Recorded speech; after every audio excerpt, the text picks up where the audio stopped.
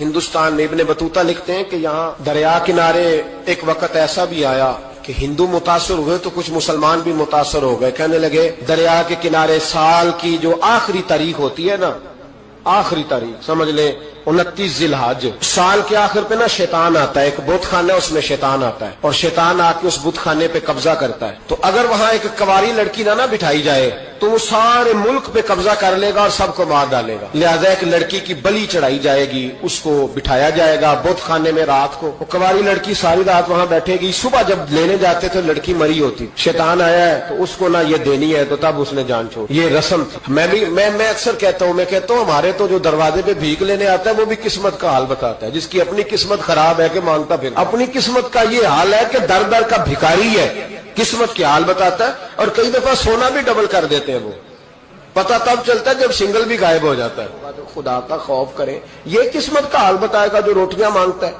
کچھ تو تھوڑا سا معیار زندگی بنائے. ہم مسلمان ہیں، ان کا بھی نظریہ بن گیا، مسلمان بھی اس نظریے کا شکار ہو گئے کہ جناب سال کے آخر میں ایک کنواری لڑکی بٹھائیں گے ورنہ وہ سارے ہندوستان کو مار دے گا. ایک حافظ ابو البرکات رحمت اللہ علیہ نام کے بزرگ ہوتے تھے اور سلسلہ عالیہ چشتیہ کے شیخ بھی تھے. لیکن اللہ کی قدرت یہ تھی کہ ان کے چہرے پر داڑھی اور مونچھیں نہیں آئی. کچھ لوگوں کے نہیں نہ آتے بال، کیا کہتے ہیں ان کو؟ کھودے. وہ ہمارا ایک لفظ ہے، بولتے ہیں پنجابی میں. ان کے چہرے پہ داڑھی نہیں تھی. وہ بھی کبھی کبھی اس رستے گزرا کرتے تھے تو قریب ہی ایک بوڑھی اماں کا مکان تھا. تو اماں بڑی مہمان نواز تھی. اس نے دروازے پہ، اگرچہ بیوہ عورت تھی، ایک ہی اس کی بیٹی تھی، دروازے پر اس نے مہمان خانہ بنایا ہوا تھا. آنے جانے والے کو کھانا کھلاتی، چائے پہ شوق تھا اس کا. وہ حافظ صاحب دن کے وقت وہاں آئے. اماں بڑا رو رہی تھی، کھانا بھی نہ ملا، چائے بھی نہ ملی. تو کہنے لگے میں تو اس رستے اس لیے آیا تھا کہ یہاں ٹھہروں گا، مہمان نوازی یہاں اچھی ہوتی ہے، ہوٹل تو ہوتے نہیں تو مہمانوں کو مہمان خانوں میں ٹھہرنا پڑتا تھا. تو اماں کدھر ہے؟ تو کہا اماں بڑی پریشان ہے. حافظ جی نے کوشش کی، نیک آدمی تھے، کہ اماں سے ملاقات ہو جائے. حافظ جی کا کمال یہ تھا کہ حافظ اتنے پکے تھے کہ ایک جگہ بیٹھ کر قرآن پاک شروع کرتے تھے اور وہی سارا ختم بھی کر دیا کرتے. اتنی پکی منزل کے حافظ تھے. تو حافظ ابو البرکات صاحب وہاں بیٹھے. وہ اماں کوئی بزرگ تھے حافظ صاحب، وہ اماں سے کسی طریقے ملاقات کی تو اماں ملتے ہی رونے لگی چیخے مار کے. اماں کیا ہوا؟ کہنے لگی حافظ جی ایک کی بیٹی ہے، خامن فوت ہو گیا تو میں نے نکاح نہیں کیا، ایک بیٹی کے نام ساری زندگی کر دی. یہاں نا اب بت خانے میں میری بیٹی کو بٹھایا جائے گا. کچھ مسلمانوں کے بھی ہمارے گاؤں کے نظریات کمزور ہو گئے. یہاں بچی کو بٹھایا جائے گا اور سویرے وہ مر جائے گی میری بیٹی. قرآن اندازی ہوئی ہے تو میری بیٹی کا نام نکلا ہے. اب بیٹی کو جانا ہی پڑے گا. یہ ہمارے ان کچھ علاقوں کا طریقہ ہے. حافظ جی کہنے لگے اماں تو اس طرح کر، میں لوگوں کو سمجھاتا ہوں کہ یہ غلط ہے، شریعت اس کو پسند نہیں کرتی. تو میرے ساتھ انہوں نے کہا یہ لوگ نہیں مانیں گے، بہت سارے ہندو بھی ہیں، بہت سارے مسلم بھی ہیں، تو گڈمنڈ ہو گئے نظریات، یہ تھوڑی مانیں گے. حافظ جی کہنے لگے اماں پھر ایک اور حال بھی ہے، میرے چہرے پہ کون سا داڑھی ہے؟ تو بیبیوں والے کپڑے مجھے دے. آج میں بیٹھتا ہوں وہاں، دیکھتا ہوں کون سا شیطان آتا ہے. عقیدہ مضبوط ہو نا. اقبال کیا کہتے ہیں ارادے جن کے پختہ ہو، نظر جن کی خدا پر ہو، تلاطم خیز موجوں سے وہ گھبرایا نہیں کرتے. کہا مجھے دو کپڑے بیبیوں والے، میں بیٹھتا ہوں. اماں کہنے لگی وہ شیطان واقعی آتا ہے. آج تک جتنی بچیاں گئی ہیں سویرے مردہ ملی ہیں. بڑی سمجھنے والی بات ہے، غور کرنا. جتنی گئی ہیں ساری مردہ آئی ہیں. تو حافظ جی آپ کو جب وہ شیطان رات کو دیکھے گا نا، آپ آئے ہیں تو آپ کے تو وہ زیادہ ٹکڑے کرے گا کہ اس نے دھوکہ کیا، مرد ہو کے عورتوں کی جگہ پہ آیا. آپ نہ جائیں. حافظ جی کہنے لگے ٹکڑے میرے ہونے ہیں نا، آپ فکر نہ کریں. دریا کنارے بت خانہ تھا. حافظ جی عورتوں والا لباس پہن کے وہاں بیٹھ گئے. حافظ صاحب کہتے ہیں 3 دفعہ میں نے رات کو باہر نکل کے دریا پہ وضو بھی کیا. ساری رات میں نے قرآن پاک پڑھا اور جب فجر کا وقت ہوا تو باہر نکل کے میں نے اذان پڑھی. لوگ آئے تو میں نے جماعت کرائی. اور فرماتے ہندو مسلمانوں سب کو بلا کے میں نے کہا کہ اگر آج کے بعد شیطان نہ آئے تو ہندو کلمہ پڑھتے ہو سارے؟ انہوں نے کہا جی پڑھتے ہیں. فرمایا لو پھر میں بالکل صحیح سلامت آ گیا، کوئی شیطان نہیں آیا. کہتے سب ٹھیک ہو گیا. اب لوگ کہنے لگے حافظ جی بات تو آپ کی ٹھیک ہے پر وہ بی بی کیسے مر جاتی تھی؟ جس کو ہم رات کو بٹھاتے تھے سویرے مردہ ملتی تھی تو اس کو کون مارتا تھا اگر شیطان نہیں آتا؟ حافظ جی سمجھانے لگے کہ شیطان وسوسہ دیتا ہے پر زندگی موت اس کے ہاتھ میں. وسوسہ دیتا ہے، جتنی اس کو گنجائش ہے وہ کرتا ہے. کہا پھر وہ بی بی کیسے مرتی تھی؟ تو حافظ جی نے ایک بہت بڑی بات سمجھائی. کہنے لگے اصل بات یہ جس آدمی کو پتا ہو نا میں نے سویرے مر جانا ہے وہ ڈر سے مر جاتا ہے.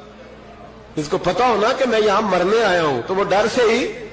فرمانے لگے اس کا عقیدہ کمزور ہو جاتا تھا، وہ نفسیاتی طور پر سمجھتی تھی کہ میں نے مرنا ہی مرنا ہے. تو خوف ہوتا تھا, کوئی قریب نہیں آتا تھا, دریا اور جنگل دائیں بائیں, تو صبح تک اس عورت کا دل بند ہو جاتا تھا, تو وہ خوف سے ہی اسے کوئی شیطان نہیں مارتا تھا. تو فرمانے لگے جن لوگوں پر خوف طاری ہوتا ہے نا, انہیں کوئی بھی نہیں مارتا, وہ اندر کے خوف سے ہی مارتا. اندر کے خوف. بہت سارے لوگ ایسے ہیں جو نفسیاتی طور پر مر گئے, اندر کے خوف سے وہ لوگ مر گئے, اس لیے کہ وہ اپنے آپ کو مضبوط نہ کر پائے, اندر سے مضبوط کریں اپنے آپ. کسی خاص عہدے پہ مقام پہ جگہ نہیں ملتی. نوجوان تھا اور یتیم بھی تھا, شوق بن گیا دین پڑھنے کا. محلے دار علاقے والے کہنے لگے کہاں سے کمائے گا, نہ باپ ہے نہ ماں ہے نہ گھر ہے, کہاں سے. حضرت رومی کہتے ہیں نوجوان نے جنگل میں جھونپڑی لگا لی, وہاں وہ صبح مدرسے جاتا, شام کو جنگل میں رہتا, وہاں اللہ اللہ کرتا, سبق یاد کرتا. ایک دن بادشاہ کی بیٹی رستہ بھول گئی, جنگل میں آئی سہیلیوں کے ساتھ, باڈی گارڈ بھی ساتھ تھے پر رستہ بھول گئی. کھوتی کھوتی شام ہو گئی, ایسی کھوئی کہ جب رات گہری ہو گئی تو آ کے اس نوجوان کے پاس رکی اور چلانے لگی. شیر کے داڑنے کی آواز آتی ہے, بھیڑیے کے بولنے کی آواز آتی ہے. نوجوان اکیلا, سہیلیاں بچھڑ گئیں, گارڈ بچھڑ گئے.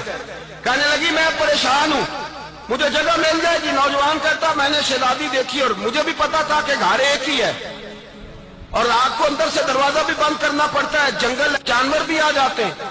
کہتے میری چھوٹی سی کٹیا میں جھونپڑی میں وہ آئی, رو کے کہنے لگی سہارا کوئی نہیں, اگر میں پیچھے نکلوں گی تو بھیڑیے کھا جائیں گے.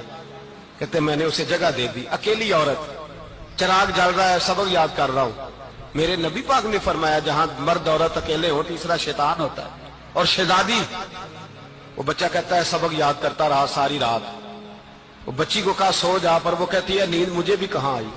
ایسے موقع پر نیند, ساری رات سبق یاد کرتا, تھوڑی تھوڑی دیر کے بعد چراغ جلتا تو اس پہ انگلی رکھتا, ہاتھ جلتا تو پیچھے کھینچ لے, پھر دوسری انگلی رکھتا, تھوڑی دیر کے بعد جلتا تو کھینچ لے, ہاتھ سارا جل گیا.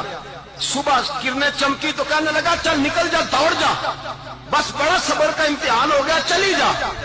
شہزادی باہر نکلی, سپاہی ڈھونڈ رہے تھے, بادشاہ خود جنگل میں نکلا ہوا تھا. میری بیٹی مل گئی. بادشاہ تنہائی میں جا کے کہنے لگا بیٹا میں دنیا کو بتاؤں گا کہ میری بیٹی کھوئی نہیں تھی, سپاہی ساتھ ہی تھے. یہ بڑا مشکل ہوتا ہے, بیٹی تو بھول کے بھی رات کہیں رہ پڑے تو لوگ جینے نہیں دیتے, تو بیٹا مشکل ہو جائے گا میرے لیے. کہاں تھی؟ اس نے کہا نیک نوجوان کے پاس. اس نے کہا بیٹا میں تو تیری بات مانوں گا پر دنیا نہیں مانے گی. اگر اس نوجوان نے کسی کو بتا دیا کہ تو اس کے پاس تھی تو پھر لوگ میرا جینا محال کر دیں گے. بیٹا میں مر جاؤں گا, میری مجبوری یہ ہے کہ وہ کہیں راز نہ اگل دے وہ نوجوان, اسے قتل کرنا پڑے گا. عورت نے منتیں کی, اس بیٹی نے کہا میرے موسم کو مارو گے, روئی. اور وہ کہنے لگا میں بادشاہ ہوں, میرا اپنا وقار ہے, میں اس کو چھوڑ نہیں سکتا. گرفتار کر لائے سپاہی. وقت طے ہو گیا سزا کا. اکیلے کال کوٹری میں رکھا گیا, جو اس کے خاص اعتبار والے تھے ان کی ڈیوٹی لگائی. بادشاہ نے بلایا طالب علم کو, آیا. عورت کہنے لگی, بیٹی کہنے لگی ایک دفعہ تو بلاؤ نا, ایک سوال بس پردے میں رہ کے پوچھنا ہے, اور پھر جو آپ کا جی چاہے میرے موسم کو مارنا تو ہے, تو مرضی آپ کی. سامنے کھڑا کیا, نوجوان پردے کے پیچھے, عورت کھڑی ہو گئی. بادشاہ بیچ بیٹھ گیا. بی بی کہنے لگی ساری رات بیدار میں بھی رہی, سویا تو بھی نہیں. وہ جو تو چراغ کے قریب ہاتھ لے جا کے جلاتا تھا وہ سمجھ نہیں آئی. نوجوان رو پڑا, کہنے لگا کیا کروں, میں نے رسول اللہ کا دین پڑھا ہے, کیا کروں, میں نے حضور کا دین پڑھا ہے. میں نے پڑھا ہے کہ زانی کو سب سے نیچے دوزخ کے سب سے نچلے درجے میں جلایا جائے, اسے جہنمیوں کا پیپ اور ریشہ پلایا جائے, گند کھلایا جائے. یہ روایتیں پڑھی ہوئی تھی. تھوڑی تھوڑی دیر کے بعد شیطان مجھے کہتا تھا بدکاری کر لے. میں اپنا ہاتھ اسی وقت جب شیطان مشورہ دیتا تو میں آگ پہ کرتا, میں کہتا اگر یہ برداشت ہو گئی تو وہ بھی ہو جائے گی. جب ہاتھ جلتا تو میں سمجھ جاتا نہیں تجھ سے تو یہ نہیں برداشت ہوتی تو وہ کیسے ہوگی. پھر مجھے شیطان مشورہ دیتا کوئی دیکھ نہیں رہا, تو بلانے نہیں گیا, خود آئی, میں دوسری انگلی لگا دیتا. میں نے ہاتھ جلایا اور میں سمجھ گیا جب چھوٹے سے چراغ کی اتنی سی شمع کی آگ نہیں برداشت ہوتی تو دوزخ کی کیسے برداشت ہوگی. کہتا میں باز آیا. بادشاہ نے یہ کہانی سنی, لفظ سنے تو چیخ مار کے رویا.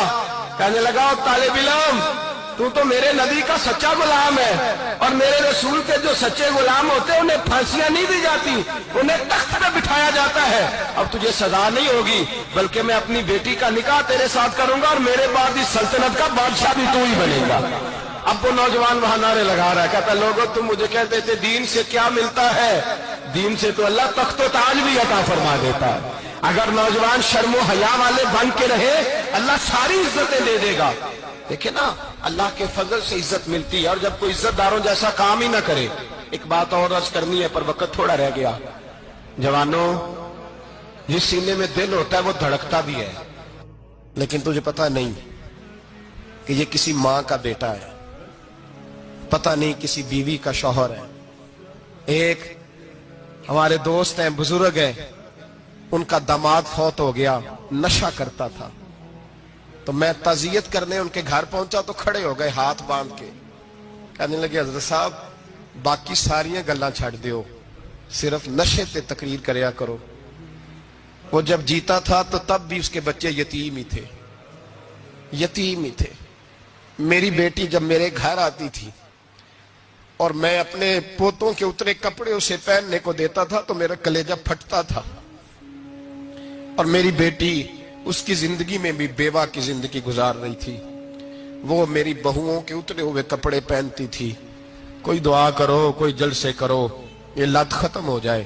اور کہنے لگا اب میرے وہ چلا تو گیا ہے، دادا دادی اس کے پہلے کوئی نہیں، چچا ہے کوئی نہیں، جب تک تو میں زندہ ہوں ان نواسوں کو کوئی روٹی کا لقمہ، کوئی کپڑا مل جائے گا، لیکن سوچتا ہوں میں بوڑھا ہوں، مر گیا تو ان کو کوئی پوچھے گا بھی نہیں، کون ان کی خبر۔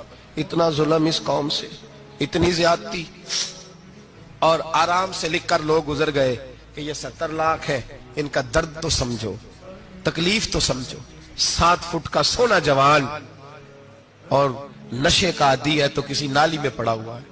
اور میں نے کہا اس قوم کے ساتھ اس سے بڑا بھیانک مذاق کیا ہوگا۔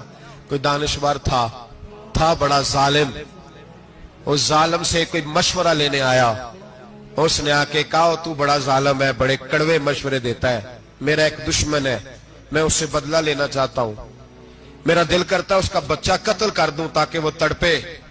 تو ظالم نے کہا اسے قتل نہ کر، وہ تو اس کا باپ 2-4 مہینے رو کے چپ کر جائے گا، پھر میں سخت سزا دینا چاہتا ہوں، مشورہ دے۔